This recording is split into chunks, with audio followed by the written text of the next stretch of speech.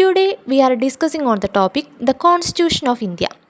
Indian കോൺസ്റ്റിറ്റ്യൂഷനെ കുറിച്ചാണ് ഇന്നത്തെ ക്ലാസ്സിൽ നമ്മൾ ഡിസ്കസ് ചെയ്യാൻ പോകുന്നത്. The constitution of India is the supreme law of India. ഇന്ത്യയുടെ പരമോന്നത ഭരണഘടനയാണ് ഇന്ത്യൻ ഭരണഘടന. It frames fundamental political principles, procedures, rights, powers and duties of the government. സർക്കാരിൻ്റെ അടിസ്ഥാന രാഷ്ട്രീയ തത്വങ്ങൾ, നടപടിക്രമങ്ങൾ, അവകാശങ്ങൾ, അധികാരങ്ങൾ, കടമകൾ എന്നിവ ഇതിൽ ഉൾപ്പെടുന്നു. The Constitution of India was adopted on 26th of November 1949 and it came to effect on 26th of January 1950. 1949 November 26 constitution adopt ചെയ്തു. അതെന്നാണ് പ്രാബല്യത്തിൽ വന്നത്? 26 ജനുവരി 1950. 1950 ജനുവരി 26 ഇന്ത്യൻ ഭരണഘടന നിലവിൽ വന്നത്.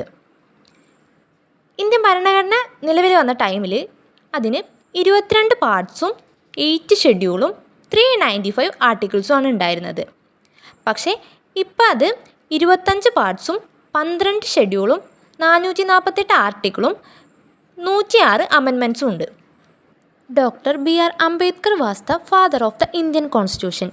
ഇന്ത്യൻ ഭരണഘടനയുടെ ശില്പി എന്നറിയപ്പെടുന്നത് ആരാണ്? Doctor B.R. അംബേദ്കർ ആണ്. ഇതെല്ലാം തന്നെ ഇന്ത്യൻ കോൺസ്റ്റിറ്റ്യൂഷൻ്റെ ബേസിക് ആയിട്ടുള്ള കുറച്ച് കാര്യങ്ങളാണ്. ഈ ഇന്ത്യൻ കോൺസ്റ്റിറ്റ്യൂഷൻ എന്താണ്, എങ്ങനെയാണെന്നൊക്കെ നമ്മൾ ഡീറ്റെയിൽ ആയിട്ട് പഠിക്കുന്നതിന് മുന്നേയായിട്ട് നമുക്ക് ഇന്ത്യൻ കോൺസ്റ്റിറ്റ്യൂഷൻ്റെ ഭരണഘടന എങ്ങനെയാണ് ഉണ്ടായത്, അത് ഉണ്ടാവാനുള്ള സാഹചര്യം എന്തായിരുന്നു എന്നൊക്കെ ഒന്ന് നോക്കാം നമുക്ക്. The Constituent Assembly, which was established in December 1946, drafted the Indian Constitution. 1946 ഡിസംബറിൽ ഉണ്ടായിട്ടുള്ള കോൺസ്റ്റിറ്റ്യൂൻ്റ് അസംബ്ലി അതാണ് ഇന്ത്യൻ കോൺസ്റ്റിറ്റ്യൂഷനെ ഡ്രാഫ്റ്റ് ചെയ്തത്. In 1946, the Constituent Assembly had 300 members. Dr. Rajendra Prasad was in charge of the same. 1946 constituent അസംബ്ലിയിൽ 300 members ഉണ്ടായിരുന്നു. ഈ constituent അസംബ്ലിയിലെ incharge doctor Rajendra പ്രസാദിനായിരുന്നു. The constituent assembly established a drafting committee on August 29, 1947 under the chairmanship of doctor B.R. Ambedkar to come up with a draft constitution for India.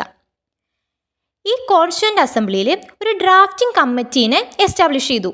അത് establish ചെയ്തത് August 29, 1947. ഇന്ത്യക്ക് സ്വാതന്ത്ര്യം കിട്ടിയതിന് ശേഷമാണ് ഈ ഡ്രാഫ്റ്റിംഗ് കമ്മിറ്റീനെ ഉണ്ടാക്കിയത്. Under the chairmanship of doctor B.R. Ambedkar. അപ്പോൾ ഈ ഡ്രാഫ്റ്റിംഗ് കമ്മിറ്റിയുടെ ചെയർമാൻഷിപ്പ് ആർക്കായിരുന്നു?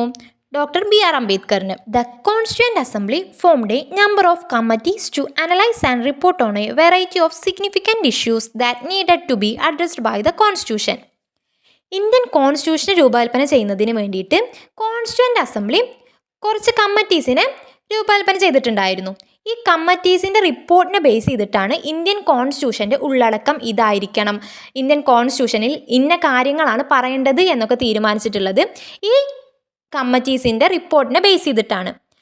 അതിൽ ഡ്രാഫ്റ്റിംഗ് കമ്മിറ്റിയാണ് ഏറ്റവും വലിയൊരു പങ്ക് വഹിച്ചിട്ടുള്ളത്. ഡ്രാഫ്റ്റിംഗ് കമ്മിറ്റിയുടെ പോലെ തന്നെ മറ്റ് പല കമ്മിറ്റീസിൻ്റെ പേരാണ് ഇവിടെ താഴെ കൊടുത്തിട്ടുള്ളത്. അതിലെ ഡ്രാഫ്റ്റിംഗ് കമ്മിറ്റിയാണ് first one. The second one is the union constitution committee. അടുത്തതായിട്ടുള്ളത് യൂണിയൻ കോൺസ്റ്റിറ്റ്യൂഷൻ കമ്മിറ്റിയാണ്. അതിൽ പണ്ഡിറ്റ് ജവഹർലാൽ നെഹ്റു ആണ് ആ കോൺസ്റ്റിറ്റ്യൂൻ്റ് കമ്മിറ്റിക്ക് നേതൃത്വം കൊടുത്തിട്ടുള്ളത്. സർദാർ വല്ലഭായ് പട്ടേലിൻ്റെ നേതൃത്വത്തിലുള്ള മറ്റ് 2 കമ്മിറ്റീസാണ് ദ പ്രൊവിൻഷ്യൽ കോൺസ്റ്റിറ്റ്യൂഷൻ കമ്മിറ്റിയും അഡ്വൈസറി കമ്മിറ്റിയും. The union powers committee Jawaharlal നെഹ്റുവിൻ്റെ നേതൃത്വത്തിലുള്ളതാണ്. Rules of procedure committee it's presided over by doctor Rajendra Prasad. State കമ്മിറ്റിയും ജവഹർലാൽ നെഹ്റു ആണ് നേതൃത്വം കൊടുത്തിട്ടുള്ളത്. ദ സ്റ്റിയറിംഗ് കമ്മിറ്റിയുടെയും നേതൃത്വം ഡോക്ടർ രാജേന്ദ്ര പ്രസാദിനായി. ഇതിലെ ഓരോ കമ്മിറ്റീസും തന്നെ ഇന്ത്യൻ കോൺസ്റ്റിറ്റ്യൂഷൻ്റെ മേക്കിങ്ങിൽ വളരെയധികം പങ്ക് വഹിച്ചിട്ടുണ്ട്. ഇതിൽ ഏറ്റവും കൂടുതൽ പ്രാധാന്യം നമ്മൾ കൊടുക്കേണ്ടത് ഒരു കമ്മിറ്റി ഡ്രാഫ്റ്റിംഗ് കമ്മിറ്റിയാണ്. ഡ്രാഫ്റ്റിംഗ് കമ്മിറ്റിക്കാണ് ഏറ്റവും കൂടുതൽ പ്രാധാന്യം കൊടുക്കുന്നത്. അതുപോലെ തന്നെ ഈ ഡ്രാഫ്റ്റിംഗ് കമ്മിറ്റിയിലെ ഓരോ അംഗങ്ങൾക്കും വളരെയധികം പ്രാധാന്യമുണ്ട്.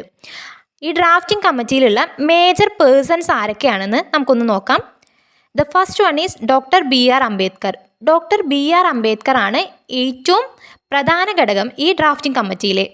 അദ്ദേഹമായിരുന്നു ഇതിൻ്റെ ചെയർമാൻ. ഈ കമ്മിറ്റിയുടെ ചെയർമാൻ ഡോക്ടർ B.R. അംബേദ്കർ ആയിരുന്നു. അതുകൊണ്ട് തന്നെയാണ് ഡോക്ടർ BR അംബേദ്കറിനെ the father of the Indian constitution എന്ന് പറയുന്നത്. ഇതിലെ അടുത്ത മെമ്പറായിരുന്നു doctor KM Munshi, Syed Mohammad Saadulla, N Madhava Rao, N Gopalaswami Ayyangar, Alladi Krishnaswamy Iyer, TT Krishnamachari. ഇന്ന് നമ്മൾ കാണുന്ന ഈ ഇന്ത്യൻ കോൺസ്റ്റിറ്റ്യൂഷനെ ഇത്രയും എഫേർട്ട് എടുത്ത് ഇത്രയും വളരെ പ്രാധാന്യം നൽകി ഇന്ന് കാണുന്ന നിലയിൽ എത്തിച്ചിട്ടുള്ളത് ഈ മഹത് വ്യക്തികൾ തന്നെയാണ്. ഈ ഇന്ത്യൻ കോൺസ്റ്റിറ്റ്യൂഷൻ നമ്മൾ ഡീപ്പായിട്ട് മനസ്സിലാക്കുന്നതിന് മുന്നേ തന്നെ ഇന്ത്യൻ കോൺസ്റ്റിറ്റ്യൂഷൻ എന്ന് പറയുന്നത് നമുക്ക് എല്ലാവർക്കും തന്നെ അറിയാം. Indian constitution is the longest written constitution. ഏറ്റവും വലിയ എഴുതപ്പെട്ട ലിഖിത ഭരണഘടനയാണ് ഇന്ത്യൻ കോൺസ്റ്റിറ്റ്യൂഷൻ. ഈ കോൺസ്റ്റിറ്റ്യൂഷൻ ഇന്ത്യ എന്ന ഒരു രാജ്യത്തിൻ്റെ മാത്രമല്ല, ഈ ഇന്ത്യൻ ഭരണഘടനയിൽ മറ്റ് പല രാജ്യങ്ങളിൽ നിന്നുള്ള കുറേ സംഭവങ്ങളുണ്ട്. ബോറോഡ് ഫീച്ചേഴ്സ് എന്നാണ് അതിനെ പറയുക. UK നിന്ന്, USA നിന്ന്, അതുപോലെ റഷ്യ, ഓസ്ട്രേലിയ, ജർമ്മനി, കാനഡ, അങ്ങനെ പല രാജ്യങ്ങളിൽ നിന്നും പല കണ്ടൻസ് എടുത്തിട്ടാണ് ഈ ഇന്ത്യൻ കോൺസ്റ്റിറ്റ്യൂഷനെ രൂപകൽപ്പന ചെയ്തിട്ടുള്ളത്. അതിന് എക്സാമ്പിളാണ് നമ്മൾ പ്രീആമ്പിൾ എടുത്തിട്ടുള്ളത് USA നിന്നാണ്. അതുപോലെ ഫണ്ടമെൻ്റൽ റൈറ്റ്സ് അതും നമ്മൾ USA കോൺസ്റ്റിറ്റ്യൂഷനിൽ നിന്നാണ് നമ്മൾ ബോറോ ചെയ്തിട്ടുള്ളത്. ഫണ്ടമെൻ്റൽ ഡ്യൂട്ടീസ് നമ്മൾ റഷ്യൻ കോൺസ്റ്റിറ്റ്യൂഷനിൽ നിന്നാണ് ബോറോ ചെയ്തിട്ടുള്ളത്. DPSP നമ്മൾ അയർലാൻഡിൻ്റെ കോൺസ്റ്റിറ്റ്യൂഷനിൽ നിന്നാണ് ബോറോ ചെയ്തിട്ടുള്ളത്.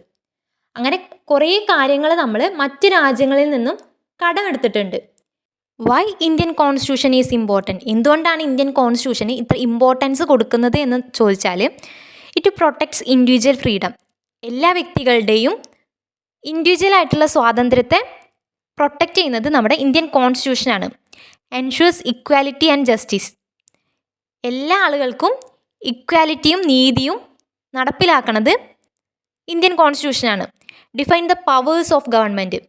ഗവൺമെൻറ്റിൻ്റെ പവർ, അധികാരങ്ങൾ എന്തൊക്കെയാണെന്ന് തീരുമാനിക്കുന്നത് ഈ ഇന്ത്യൻ കോൺസ്റ്റിറ്റ്യൂഷനാണ്. It maintains unity and integrity of the nation.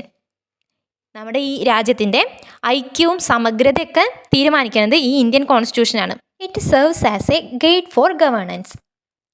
നമ്മുടെ ഇന്ത്യയിലെ ഭരണം നടത്തുന്നതിന് വേണ്ടിയിട്ടുള്ള ഒരു ഗൈഡ്, അതായിട്ടാണ് ഇന്ത്യൻ കോൺസ്റ്റിറ്റ്യൂഷനെ കൺസിഡർ ചെയ്യുന്നത്.